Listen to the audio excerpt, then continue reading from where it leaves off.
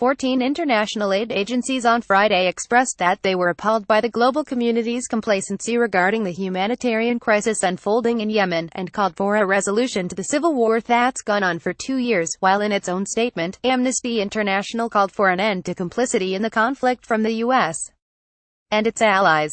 "This is not the time for carey balanced statements," read a statement signed by groups including the International Rescue Committee, Oxfam, and Relief International. "The choice is between resolution or complicity in the suffering. There is no third option. The USA, UK, and France must immediately cease supplying arms to the Saudi Arabia-led coalition fighting in Yemen, which is impeding humanitarian assistance of items indispensable to the survival of civilians," declared Amnesty International.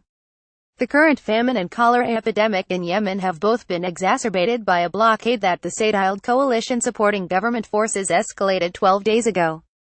"The international community must break its shameful silence and use all possible means to lift the blockade on Yemen immediately." International Rescue Committee sanitation and water systems in the country had already been bombed out of commission before the blockade, which has now made it impossible for aid agencies to get a wide range of badly needed supplies and services to the civilians who need them. UNICEF reported on Friday that it has only enough of a diphtheria vaccine to last 15 more days.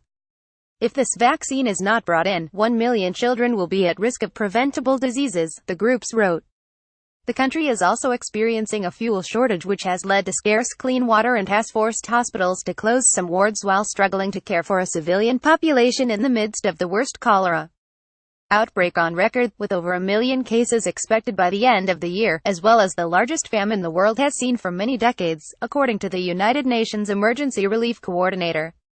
"The international community must break its shameful silence and use all possible means to lift the blockade on Yemen immediately," said the relief groups in their statement.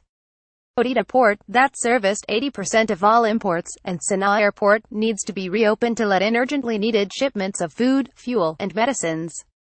"Every day the blockade lasts means thousands of Yemenis will suffer from hunger and preventable diseases. Millions could die in a historic famine if the blockade continues indefinitely.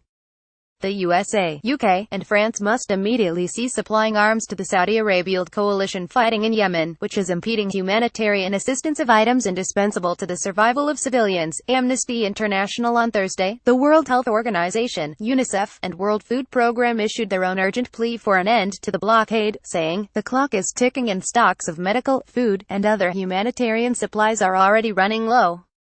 The cost of this blockade is being measured in the number of lives that are lost." Friday's statement came days after Sen. Chris Murphy D. criticized the U.S. government in a speech on the Senate floor for its support of the Saudi coalition. "The United States is part of this coalition. The bombing campaign that has caused the cholera outbreak could not happen without us," said Murphy.